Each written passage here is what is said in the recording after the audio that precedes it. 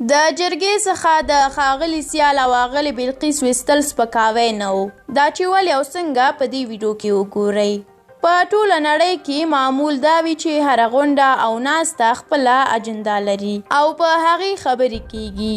که نورې خبرې او پوښتنې کیږي د غونډې څخه ویستل کیږي او دا یوه دیموکراتیکه او آزاده کړنه ده او هغه څوک چې ویستل کیږي هغه یې هم د ځان سپکاوی نه بولي. را به شو مشورتي لویې جرګې ته او د دې دوو کسانو کړنو ته چې د دې دواړو دا عمل څومره دیموکراتیکي کړنې وي. د جرګې اجنډا سوله او د بندیانو آزادول دي.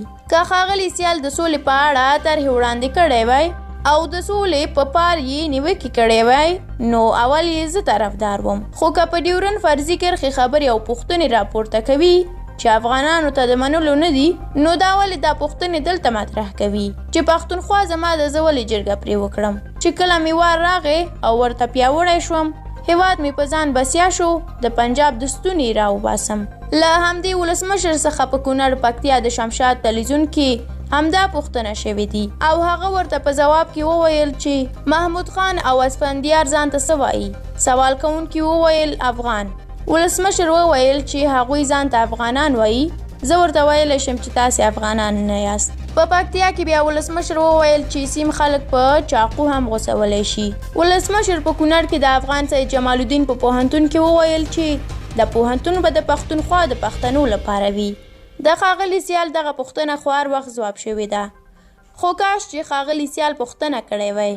هغه د ولسمشر سپکاوی وکړ چې په ډیورنډ دې معامله کړې ده. د هغې اغلې کنځلې هم موږ واورېدلې او د ولسمشر ځواب هم. خیر دی خورې زه باج نه ورکوم پرېکړه به تاسو کوئ. زه وایم افغانانو ورونو هسې خلکو ته دروغجن شهرتونه مه ورکوئ. دا دواړه به ښه خلک وي خو دلته یې کړنې سمې نه وي او د ملي ارزښتونو سره اړخ نه لګوي.